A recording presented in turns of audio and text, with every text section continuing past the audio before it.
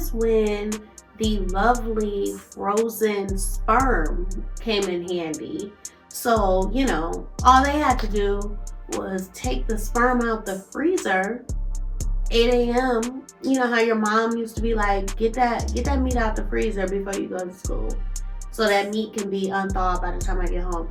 Get the sperm out the freezer by the time you get home. So Bride called the ex-wife like, hey babe, make sure you get the make sure you get that sperm out the freezer, because when I get home, it's on. When I get home, we basting that up. When I get home, we filling that turkey baster up and that sperm going in. No, come on, Tyler. Like, come on. Welcome back to the Just Healing Podcast. I am your host, Jasmine, and here at the Just Healing Podcast, we heal. We heal through being transparent. We heal through being vulnerable. We heal through storytelling. We have honestly stepped into another level of healing through pop culture. I have always been someone who's been into pop culture. Like, it's not funny, but it kind of is. I am definitely one of those people who watched Love and Hip Hop probably way longer than I should have. You know how I feel like some people will be like, oh yeah, I don't watch that anymore. No, I was watching Love and Hip Hop for a very long time, even after everybody gave up on it. So I am very familiar with pop culture. I'm very familiar with reality TV. And I have really kind of stepped back from myself and from my own story and testimony. I know that it's going to come. I know that it's going to bless someone. But I really have tried to step back, look at what's going on in pop culture, look at what's going on, social media and reality TV, and relate that to my life and build my community based off of that. Because it's one thing to go through things when no one's watching, but I personally couldn't imagine going through some of this on a platform where millions of people are watching me. Like, I even think when it comes to knowing that I'm starting this community, starting this platform, and it's like, what if one day thousands of people are watching me? Like, and I will cross that point when I get there, but I can't imagine it right now. And I think when you're on a small platform, it's already hard for me to be vulnerable and tell my story. So I just look at these bigger people on these reality shows, and I'm looking at the similarities and like, oh my gosh, I'm going through this same thing. I'm just not on TV. And yeah, I just wanted to come share my insight with you guys. So with that being said, if you are new to Just Healing, welcome. I just told you what we do, so that was your welcome. However, I am going to breeze past some of my segments because I did promise a part 2 for my Love is Blind video. So maybe on my next video, I'll bring back my segments so, you can be a part of those. But I'll just give you a little rundown. I do like to do a healing with feelings where I say what my emotion is, say how I'm feeling. I look at a feelings wheel. You can find a feelings wheel anywhere. You can Google it. You can find them anywhere, or you can just think to yourself different emotions. Think to yourself different emotions other than pretty much not being okay or good. That is what I'm trying to move away from. And so looking at a feelings wheel, for me, I'm a very visual person. So looking at a feelings wheel allows me to be able to look at all of the emotions in one place and not really have to think about it too much, but be able to be looking and saying like, oh, that is how I'm feeling. So that's just a little tip for you guys. And I also do a healing hacks segment where I just talk about what I'm doing to kind of better my healing journey. It's kind of like a self-care hack, but it's just in a healing way. What helps me heal, or helps me through the journey, even if it's not directly healing what's going on, what's helping me through my journey. So that is my healing with feelings and healing hacks. Let's get into the nitty-gritty, y'all, because I'm excited. Okay. I'm excited. I don't know about y'all, but I'm excited because at this point, our boy Liler then came out. He done said, what narcissists say when they're giving their apology. I don't want us to be alarmed or shocked if the entire tone changes next week. I'm just saying, don't say I didn't warn you. Don't be alarmed.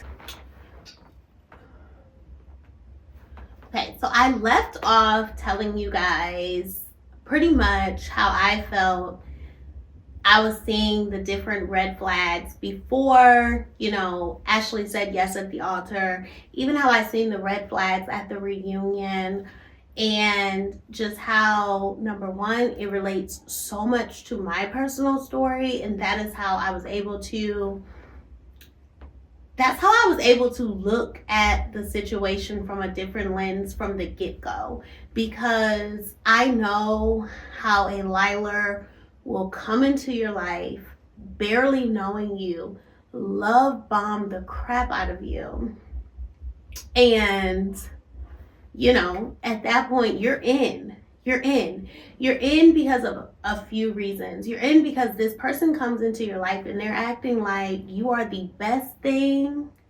I hate to take it back to an old slogan, but they're acting like you are the best thing since sliced bread. Like you are just the most amazing person. And one thing about narcissists, what I have learned from being with one for so long, is that they do so good at camouflaging. And I'm going to give you an example. So after I filmed my first video the other day, I went back and number one, I seen that Tyler put out his statement. We're going to talk about that. But I also went back and even listened to his interview with Dear Future Wifey podcast, as well as I went back and looked at some of the text messages that Bri, which is the children's mother, came out with. I don't know if you guys noticed, but in my first video, I did not post pictures of Tyler and the children, only because I have kids and I know what it's like to feel like your kids are just being put out there. I'm going to talk about that too, because Tyler brought that up in the Dear Wifey podcast, and I just want to talk about how it didn't make sense, but how I get it from like a mom standpoint. So I purposely did not put pictures of him and the kids, but I did mention that when he told Ashley they didn't know what he looked like, he absolutely had pictures with the kids. So that was automatically a lie. But I personally just didn't feel comfortable putting someone else's kids on the internet, because I wouldn't want that being done to me. So I want to speak on his accountability letter, and then as well as the interview, like I said. But I really want to talk about this love bombing and how it's so insane that me and Ashley almost have the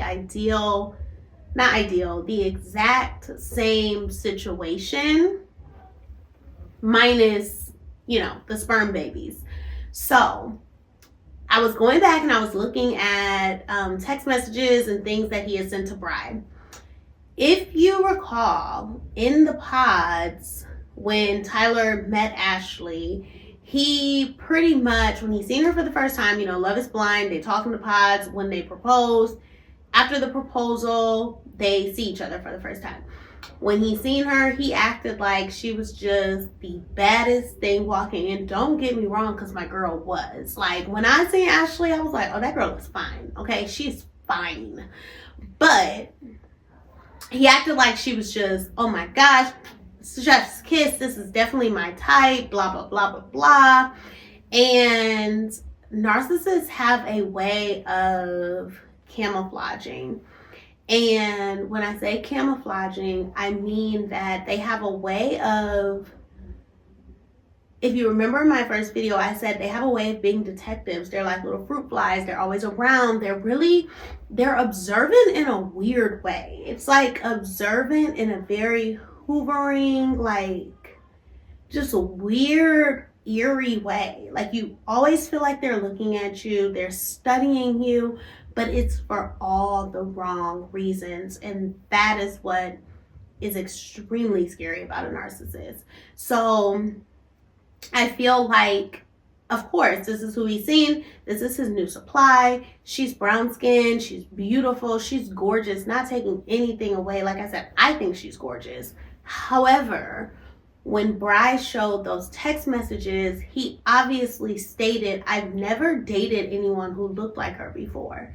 Meaning you have a preference of, more than likely, let's just call a spade a spade. He's not saying, I never dated a girl with a, fatty. I never dated a girl built like this. He's saying, I never dated a dark-skinned girl. Like, that's not my type. That's what he's saying in that text message. But to Ashley, it was like, oh my gosh, you're my type. You're perfect. Look at you, blah, blah, blah. Granted, I feel like you can look at this two types of ways.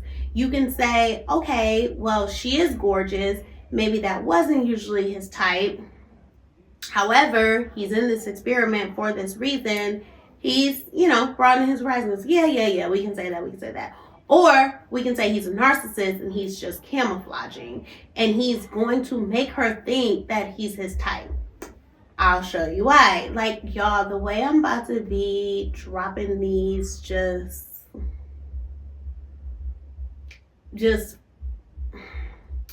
for me, it's one of those things where it's like, one would say, are they just doing this for TV? Nah, baby, nah. I was living the real thing. I remember when I met my narc, he told me that I was his perfect type. He only dated brown-skinned women. I'm gonna be honest, I was very upfront with him, and I had stated, I've never dated a light-skinned man. Never. Like, that's not my type. But he was attractive. Like, I never took that, like, when I seen him, I was like, oh yeah, he fine. Like, there are some light-skinned men who I'm like, oh yeah, he fine.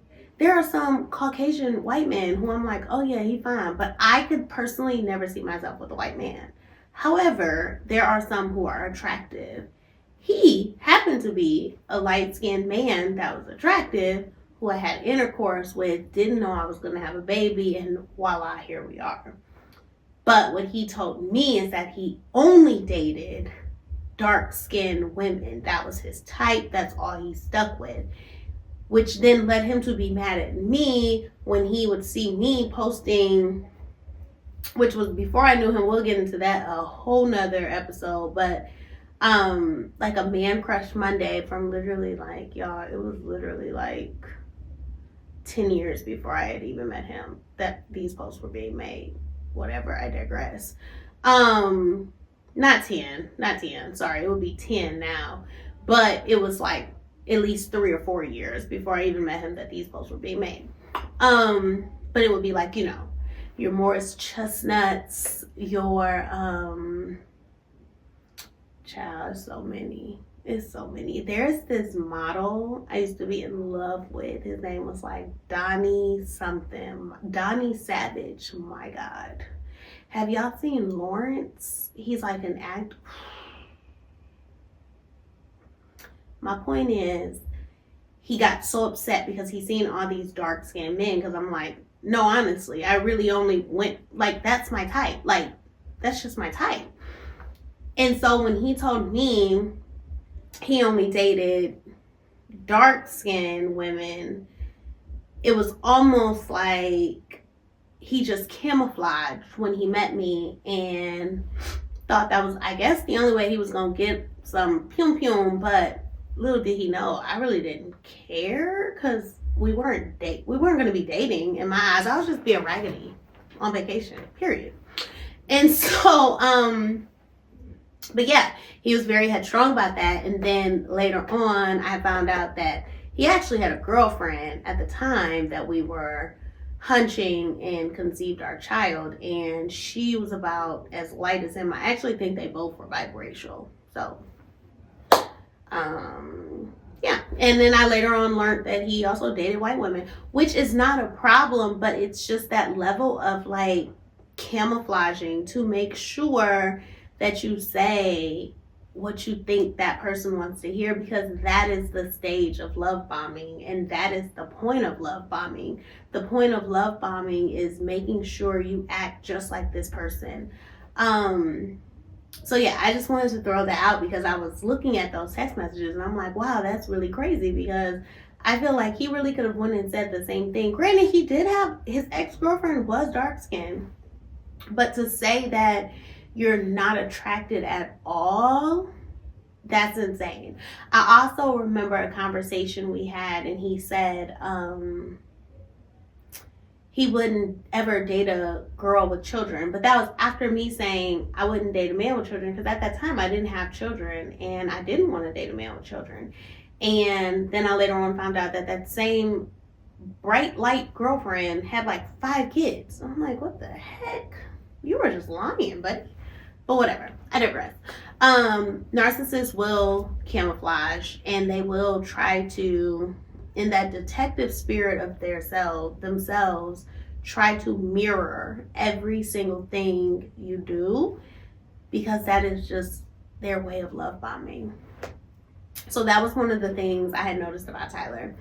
I want to jump into the interview with Lateris and just point out a few things that were extreme red flags for me that totally also went against Tyler's taking accountability. Number one, as I said, please don't be alarmed if Tyler comes back next week, and I quite literally mean next week, and just rebuts that whole accountability email, letter, whatever it was. I don't know if it was just a post or his statement. I think it was just a statement addressing what Ashley had already said in People magazine. But don't be alarmed when he comes back and flips everything. I could really see us, since we didn't really know what was known by Ashley after filming stopped, because honestly, Ashley really, I feel, found out the real deal truth the same time we did. And I really think that at that time, she wanted to leave him.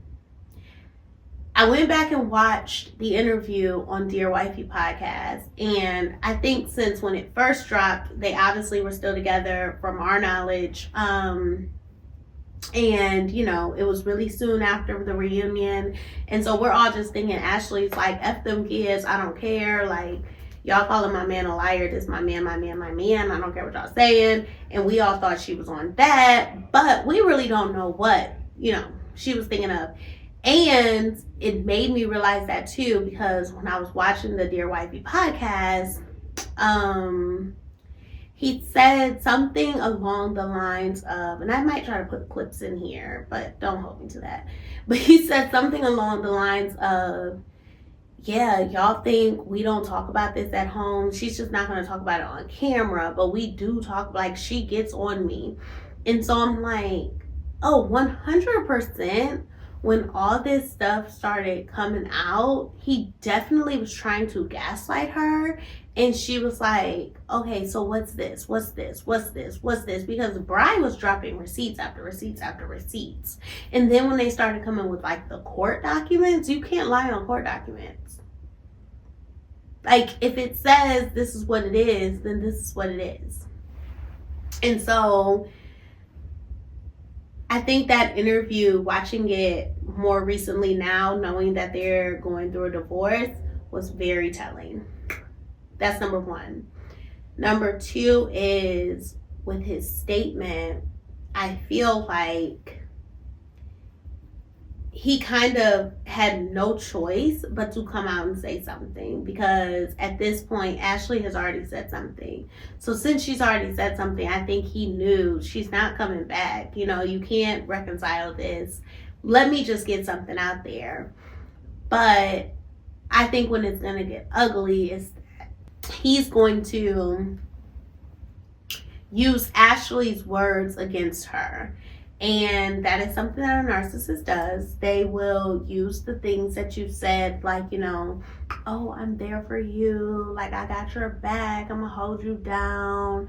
No, I wouldn't get a divorce for this. And he's going to try to use these things literally with the divorce proceedings. He's going to try to use messages like, oh, I, would never get a divorce just because of what the public's saying.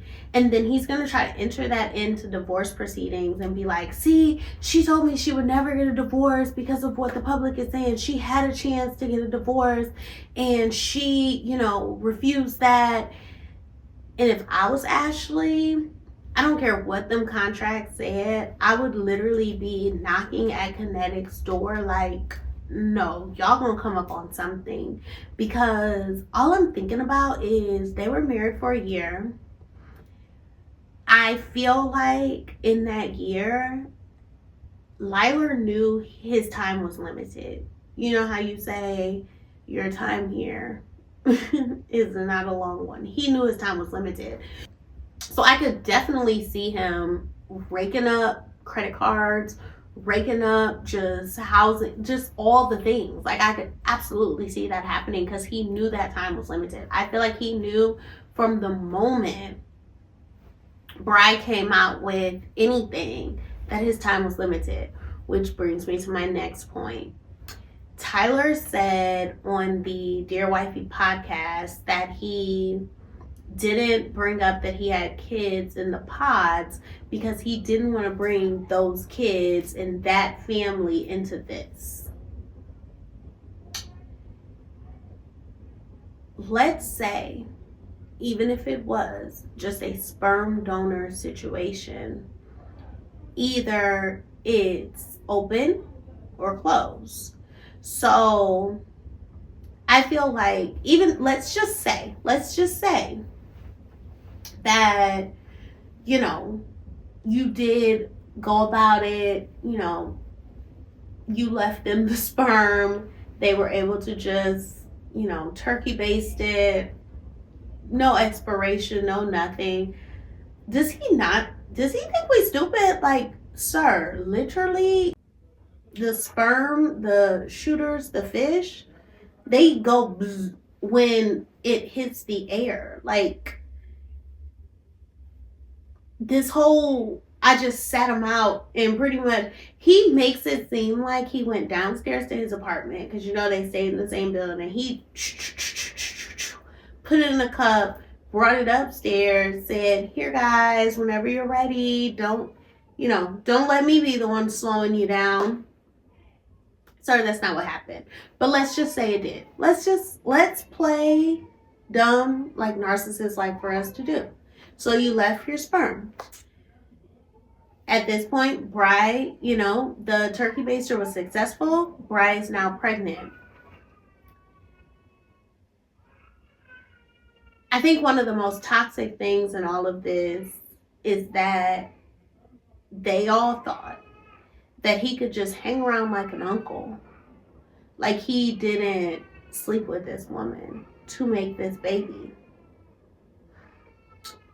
And so for me, let's just keep going as if we're, going along with this. These are sperm babies. I just don't understand how, if you were talking to Bri before going on the show, did she ever say anything like, make sure, please, whatever you do, don't bring up the fact that you have kids? Did she say, did she allude? Because if you're on talking terms with her, so much so that you also were at a baseball game a week before leaving. So there's so many areas where that's towards the end of the interview, but still, there's just so many areas to where I'm like, so she knew you were going, but she never said, make sure you don't bring us up. Like, even that, like, narcissists are so stupid, because even that would have made your lie just sound a little bit better. Like, a little bit better if you would have just put something in there like that. Because you just going on there saying they didn't ask for this, that just doesn't read. That doesn't make sense. Like, that makes no sense, because at the end of the day, you end up saying it anyway. You just end up saying it later on the show. You want to know why you end up saying it later on the show? You end up saying it later on the show because you already had love bombed her. You already were at home. Y'all already had been together for a week. Y'all were in love in the pod. So you're really in love now, and you're about to get married. So you're like, what you going to do now? You're not going to say no at the altar. You love me way too much. So lie number one for me on the Dear Wifey podcast was definitely speaking on how and then he framed it in a way of like, I really do, hindsight 2020, I really do wish I, may have said something about it, because then I would have been able to let her choose. I would have been able to let her know if she really wanted this, like if she really wanted somebody with 2 kids, but they were sperm babies.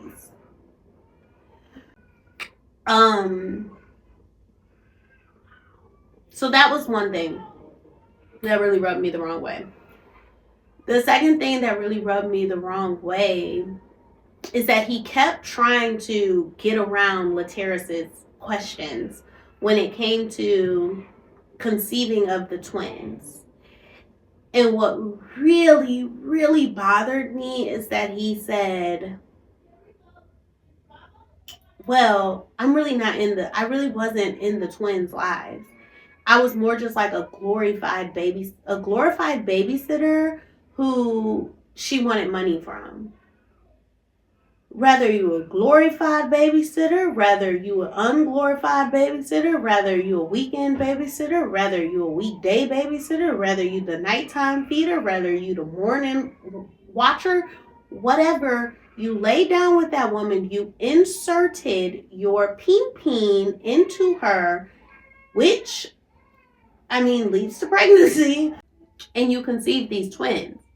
So it doesn't matter what you felt like. It doesn't matter that you didn't feel like being a dad. It doesn't matter that you didn't feel like a dad. The point is, sir, you're all 3 of those children's biological father.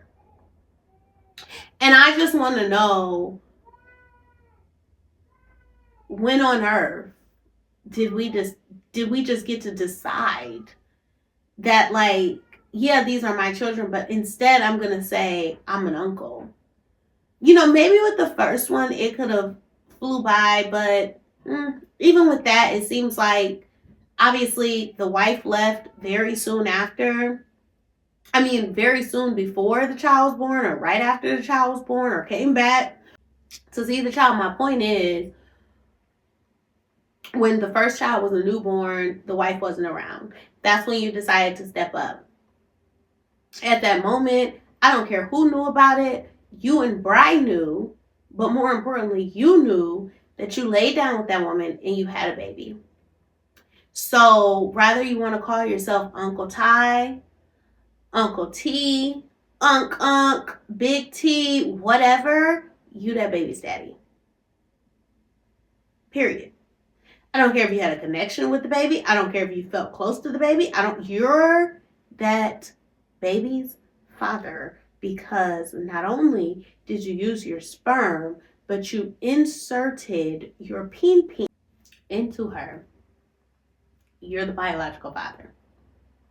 Now you've taken it a step further by wanting to step up because you don't want her to be a single mother, when it's like, okay, and regardless, you lay down with her to have this baby.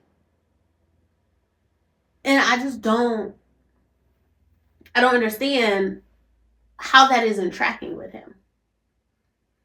Like, you don't get to choose if you're going to be a father or not. because you're a father. Unless you terminate your rights, which you weren't trying to do because you actually were doing the complete opposite, fighting the ex-wife to have custody of the children. So again, whether you're doing that to be a friend, whether you're doing that to be an uncle, whether you're doing that to be a daddy, it doesn't matter. You went and fought for these rights. So claim your rights, bro. Claim your rights. Because at the end of the day, you're the daddy. What also tripped me up about this whole conversation, because the great thing about this part of the interview on Dear Wifey podcast was that Lateris was asking such specific questions, and Tyler was trying to get around them, because that is what a narcissist will do. A narcissist will try to confuse you and trip you up so that your questions just either seem to don't make sense, or you get so frustrated that you stop asking. Not Lateris. Because when Tyler kept trying to talk about the first child, because again, this is the child that he's able to be able to say, no, you weren't supposed to be a sperm baby. Like, the wife was around. This is a child he's able to say all of that. So he's trying to keep it on that child and not take it to, okay, so when the twins came around, you what? Like, what happened then? Because the wife wasn't around. Oh, no. But let Tyler tell it. Let Tyler tell it. Like, he's the only person in the story, because that is another thing that narcissists will do. They will literally act like they are the only character in the story. Like, no, baby. No. Like, there are literally two other, specifically women, that you're mentioning in this story, and you're making up these delusional things in your head and you're believing them. And that's what's scary. So he said that the wife came back because they wanted to work on their marriage, and that is when the lovely frozen sperm came in handy. So, all they had to do was take the sperm out the freezer 8 a.m. You know how your mom used to be like, get that meat out the freezer before you go to school, so that meat can be unthawed by the time I get home. Get the sperm out the freezer by the time you get home. So Bride called the ex-wife like, hey babe, make sure you get the make sure you get that sperm out the freezer, because when I get home, it's on. When I get home, we basting that up. When I get home, we filling that turkey baster up and that sperm going in. No, come on, Tyler. Like, come on. So yeah, he's going on and on about this story, and that is how the twins were conceived. But so then Lateris is again taking it back. Can we go back to child number 1? Didn't you have a fiance at this time? He's like, no, we broke up. And his timing, you can tell he was really trying to memorize the times, because he's like, okay, well, if I say we broke up then, I couldn't have been, hunching or giving my sperm a week later. And it's in photos. I don't know if the photos have been released, but it's in photos. And I feel like both Bride and Deshawn, that's the ex-wife, Deshawn, both said that the fiance definitely was at the baby shower. You want to know why she was at the baby shower? I'll tell you why. She was at the baby shower, Tyler, because just like you told us, you were just a sperm donor. But I doubt you were really telling all your other friends, because then you're also sitting here looking like, because then Lateris asked them like, well, what did your friends say? What did your family say? He really only was speaking probably about the friend circle, because it just doesn't seem like he has friends or family, because all narcissists have a sob story. Just like he said, his mom didn't tell him he loved him, didn't tell him she loved him until he was about to go away to the military to be a cook.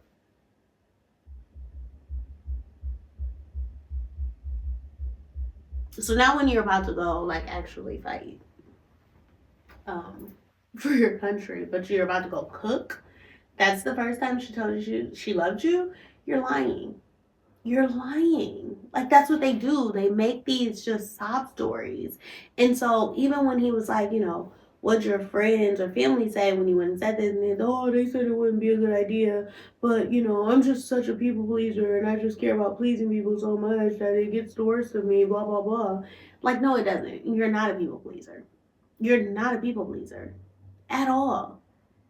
I also know you're not a people pleaser because in that same interview, you literally said, they should be, he said, they should be thanking me because if it weren't for me, they wouldn't have the life they have. Mainly talking about Bri. Saying that she should be thanking him because if it wasn't for him, she wouldn't have her kids.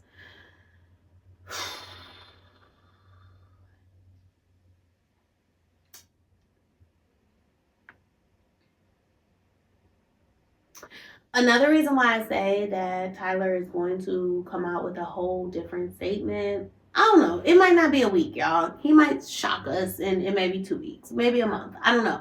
It all depends on how all of this continues to flow. But another reason why I say that is because there are certain things that a narcissist will say is very telling. One of those being when a narcissist says something like, I didn't come here to talk down on anybody. Yes, you did. That's exactly what you did. That's exactly what you did. That's exactly what you want to do. They throw out different hints and they throw out bait to see how whoever they're talking to is going to take the bait because, again, they are chameleons. So when he said to Lateris, and, I'm not going to say that young lady's name, meaning the fiance. I'm not going to say that young lady's name because she ain't came out yet. Number one, that was a warning to her. If you come out and say who you are, I'm saying everything I want to say. Even though it's probably going to be lies. Because I highly doubt you caught her cheating on you with her ex. Highly doubt it. But okay. But again, that was a warning, but that was also a test to see how Lateris would take that. So Tyler didn't know if he was talking to somebody who would be like, oh no, man, give me the tea. Like, I want to know. Like, that's what you're on this platform for. Like, let us know. You better get to it before she do. Everybody coming out about you. No, Lateris was like, that's good. I don't expect you to. Great. Awesome. Thank you. Please don't mention her name. Thank you. And that is when he was able to step back and be like, okay, yeah, I'm not going to mention her name, but I will say that, they're saying they got all this on me. And I'm like, I got stuff on you and your family too. You just said she hasn't said anything. So if she's telling you she has stuff on you, that's one thing, which I doubt. But it's more so you just know what she has. And so that's why you're trying to say this whole, and, if you want to say something about me, I know stuff about you too. What do you know? What do you know? Because the main thing a narcissist will try to do is try to say, like, you told me this, this, this, this, this. I'm going to be really honest with y'all. I told my narcissist nothing. Nothing. He knew the bare minimum of, like, my family's drama and issues. Not that we have a ton, but there were just certain things that I would not tell him. He knew very surface level things. He knew things that the public knew, pretty much. And when I say public, I mean like other family. He knew those kind of things. Things that like my family was struggling with or anything like that, I didn't tell him anything because I know that a narcissist will use that and throw it in your face every single time. Every single time. And so it's just so interesting how, he all of a sudden has these secrets about her family that he could expose, but he's not going to. And it's like, well, what are they?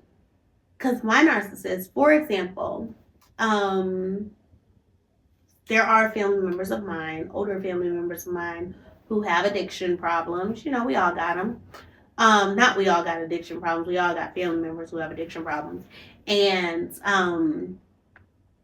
my ex knew that base level that they had an addiction problem. And from that, when this family member had like spoke to me one day, he literally took that and turned it into, he has addiction problems, so I know he's probably tried to touch you when you were little. And he still loves you. He still likes you like that. He doesn't look at you as a family member. He looks at you like lustful, like he wants you. And so I feel like he did something to you when you were little. And it's like, now how in the hell you gonna tell me that my family member did something to me when I was little? Like what? But it's stuff like that that narcissists will quite literally come up with in their own mind. Insane, I know. I know. Y'all, if y'all only knew. So that is really all I have on the interview piece. Y'all, honestly, as more stuff comes out, I'm gonna keep making videos because it's too close to home. I keep telling y'all it's too close to home. But I really wanted to touch on the divorce piece. So in part one, I pretty much left off saying that we had learned that Ashley had said that the couple was separated. I had watched Jessie Woo's live. I don't know if y'all know Jessie Woo. It's your sister, Jessie Woo. I love me some Jessie Woo, okay? Like the amount of times that I reference her during my day, I will in a moment be like, hold on. Love me some Jessie Woo. If you guys have not watched Jessie Woo, please do it. Like Jessie Woo is who really I will say got me more into just kind of like the Love is Blind, like after the fact. I know a lot of people watch the show. They may catch up on, if there's a post on social media here and there. But Jessie Woo, I love, gets into just the nitty gritty. And be all up in Chris Colleen's behind, okay? Jessie Woo, can we lift our heels off of Chris Colleen's neck for 5 seconds? Actually, no, we can't. I love it. But yeah, Jessie Woo, story time with Ricky, and then Simone Redwine is their kind of like legal expert, I would say, who has been doing videos with them on this whole debacle. So I was watching Jessie Woo, and Simone Redwine is who has come with the receipts of just like the court documents. So the first thing I want to speak on is that Tyler is obviously already in court with this child support, child custody, all this stuff, which I don't think at this point it's maybe child custody anymore, even though I would be really interested to see how all of this turns around when it comes to like, now is he back in the kids' lives? Like, how does that go? And so, yeah, he's already in court with that. Can we talk about the fact that they have a hearing coming up for a motion to compel? Now, I don't want to toot my own horns, but this last year, y'all, I probably have completed law school. Like, all I need to do is take the LSAT. I'm not even kidding. Like, I feel like when they say life is your biggest teacher, they are not lying, because what I've learned about law and the laws and just legal everything in this past year, I feel like is more than law students learn in school. Sue me if you're a law student. I'm sorry, this is nothing personal to you. I'm just saying sometimes life is your biggest teacher.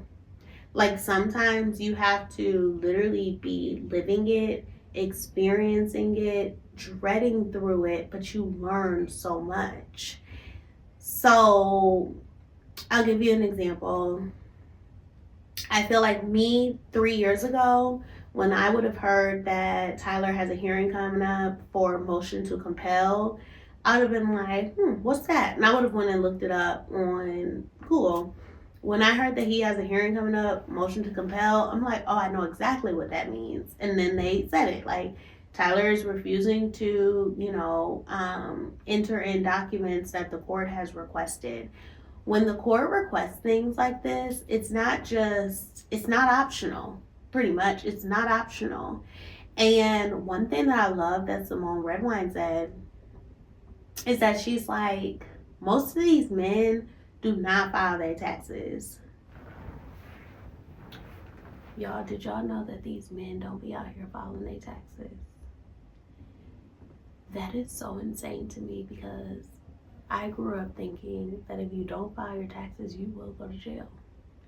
There are men out here, I know one, who has went 4, 5 years without filing taxes. I don't know. Couldn't be me.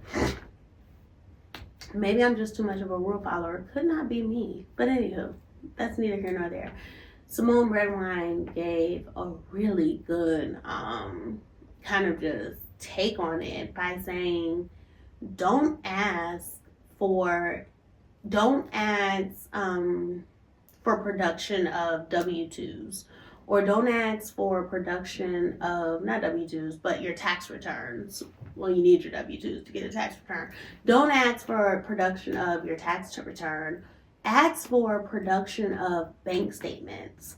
Because what bank statements are going to show is every Cash App that was directed to your bank. We need that. And even if they try to play it like, well, I got a Cash App card. Child, some of these raggedy little boys be honestly using Cash App as a bank.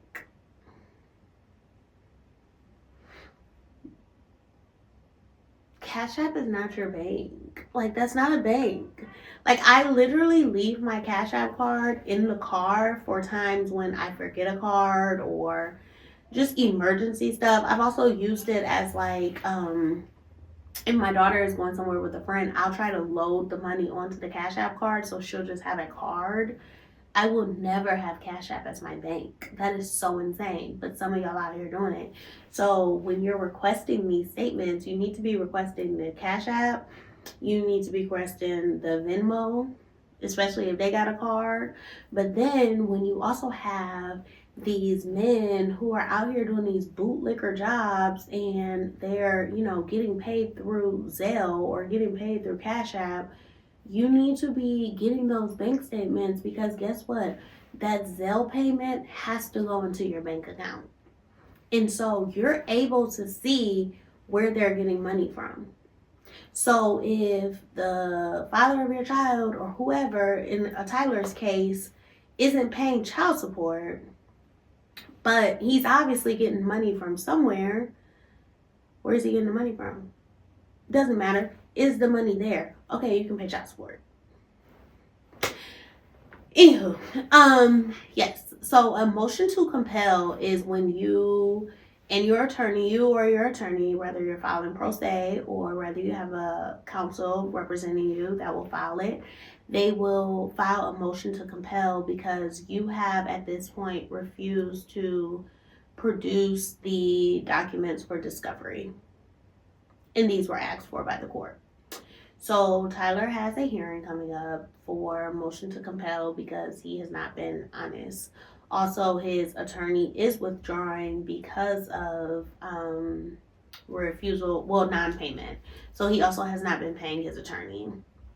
So that is also something else I know about, is an attorney usually gives a reason as to why they feel, that they cannot no longer work with you. So sometimes that may look like we were not able to agree on things.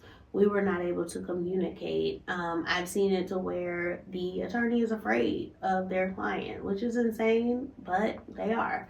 And then you also have motion to withdraw because the client isn't paying. So for non-payment, most cases, especially like family court, your retainer serves as something that needs to be replenished. So most of the time your retainer may be $7,500. So you'll pay that $7,500, and then in 2 weeks you'll more than likely receive a bill, and it'll be the work that has been done through those 2 weeks. That bill may be $3,000, that bill may be $5,000, that bill may be $2,000. It really just depends on the work. But you need to replenish whatever that is within 10 days so that your retainer is always at $7,500. What I'm guessing is Tyler completely wiped out his trust or, retainer, and then he wasn't paying, and they probably were like, okay, so we don't even have anything to grab from in your trust, so now we need to either get you to put the whole thing back, because if you get so far behind, you're pretty much repaying your retainer. It's stupid and a money grab, but that's how it works. But that's what I'm guessing, is that he ran completely out of his retainer, and then he wasn't paying them, and so they let him go. So he has that. Think about that. But now he needs to also retain a divorce attorney. He honestly might just want them to get on the same case. He might just be like, you know what, honestly, I got two things going on right now. Another thing that I learned while watching Jessie Boo is that in Maryland, okay, so this is how it goes in Texas.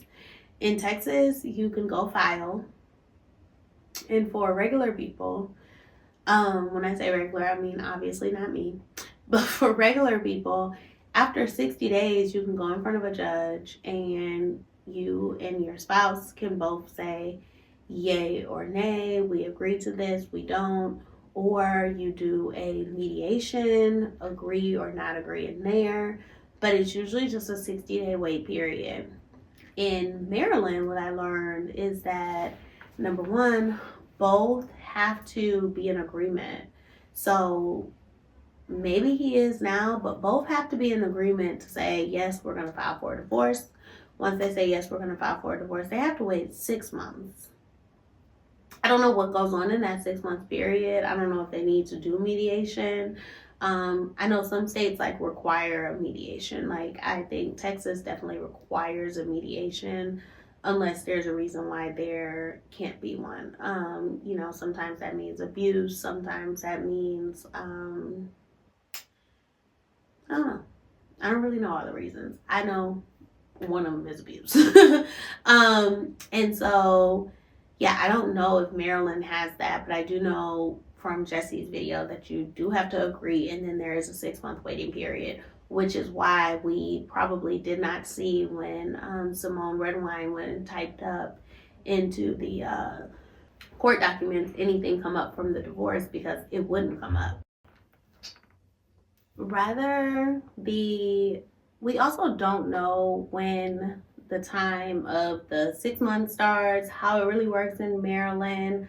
I'll actually try to get some of that information and maybe put it in my next video, because I would love to know how that works. Is it at the time of agreement? What does that mean for, said couple getting divorced? I will say, I know that we all have a good kiki about how Ashley is stupid, and how Ashley played in them kids' faces, and how Ashley disrespected Brian, disrespected those kids. I wholeheartedly agree with that. But I also can't help but to have grace for Ashley. I can't help but to have sympathy for Ashley, because I am Ashley. In more ways than not. I feel I ignored someone disrespecting the person who brought them into this world. And I did have, kind of the high horse, oh, it will never be me.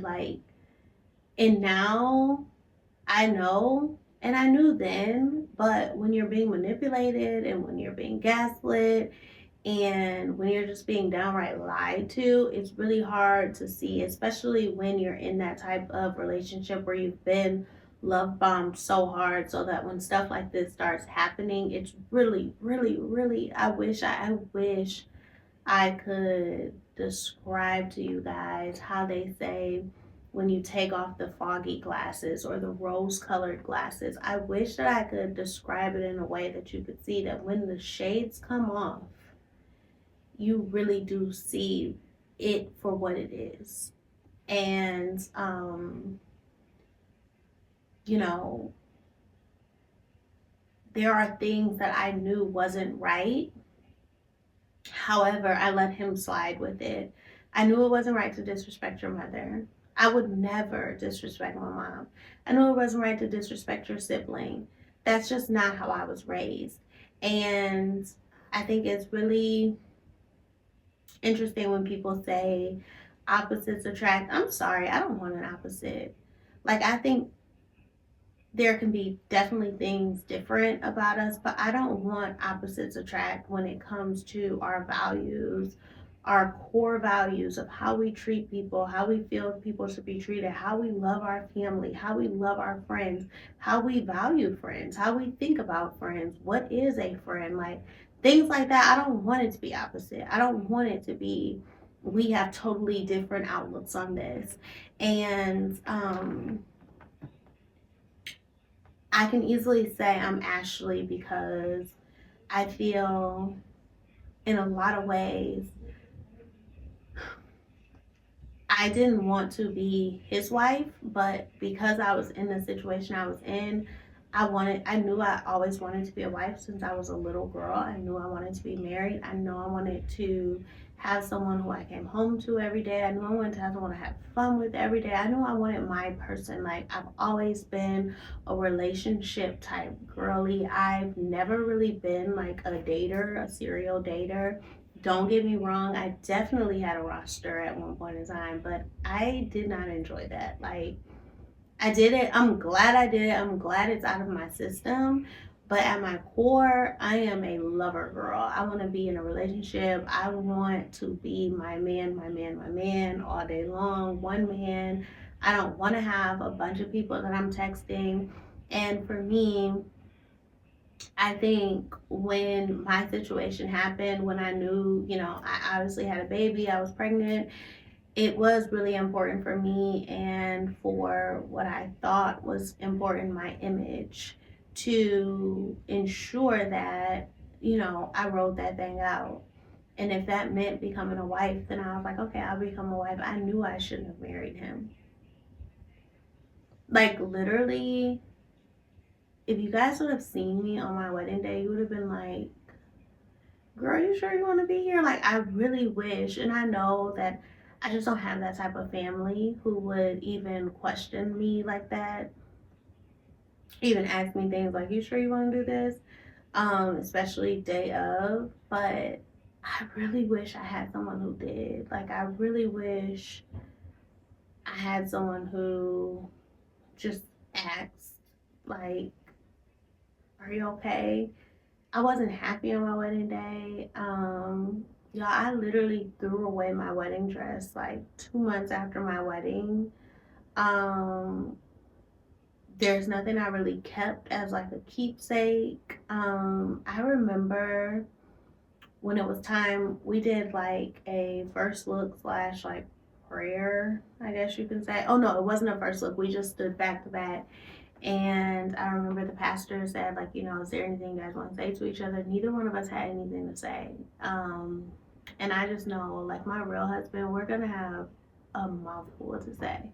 So there's things like that where I can really sympathize with Ashley and empathize with her and give her grace, because I know that, walking onto a platform like Love is Blind and walking onto that platform as a brown skinned woman, I can only imagine she was, just having the feelings of like, no one's gonna want me, no black women really succeed on this show. I want to prove them wrong. I want to be a wife, and probably ignored those red flags for that exact reason.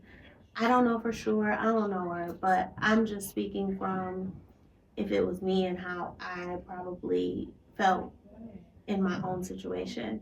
And so I just hope that she definitely takes this time to take time for herself and be kind to herself, and as best as she can ignore the naysayers, and just the internet in general, because the internet is a nasty place. And although she did come at others nasty, I hope that during this time of divorcing a narcissist, she really just takes time for herself, because it is truly something I wouldn't wish on anybody. It is the hardest, most draining, most just daunting experience I've ever had in my life. And although it may be really easy to say, well, at least they were only married a year, we don't know what all went on in that year. We don't know. Sometimes a month in my house felt like 5 months. That's how much it was. Every time I even heard him coming home, I'm like, Jesus Christ, why? And so, yeah, I hope that she's able to gain the strength and let go of her ego and apologize to Bride, because I do think Bride deserves that, because she did speak on her children on a public platform. So I think she deserves an apology. Um, but yeah, I just, she's in my prayers, because like I said, I just wouldn't wish it on my worst enemy. It is so difficult and so hard and just so nonstop, and I just don't think he's going to let her out as easy as he's making it seem. But, maybe he will. Maybe he'll shock us all. But I don't think so. Because narcissists all have the same playbook. Their plays just may not come out at the same time. So her time frame may not look like my time frame or somebody else's time frame. But with that, I just hope that she's able to withstand, number one, the noise coming from the people, and just all that she's about to catch from him. But, maybe he will get an attorney and kind of just have that attorney knock out this child support and divorce, and it can just be behind them. But yeah, I just don't know. I'm sorry, guys. It got a little heavy. I feel for her.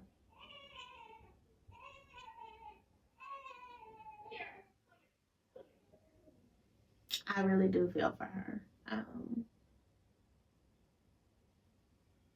Because it was just avoidable. It was so avoidable. Oh gosh, it was so avoidable. But she'll get through. She will get through. And like I said, I'm just so glad she did not have no kids by that man, because he wanted so badly. If y'all remember, during the wedding episode, his friends asked him, like, what's going to be the first thing you do? He said, make babies.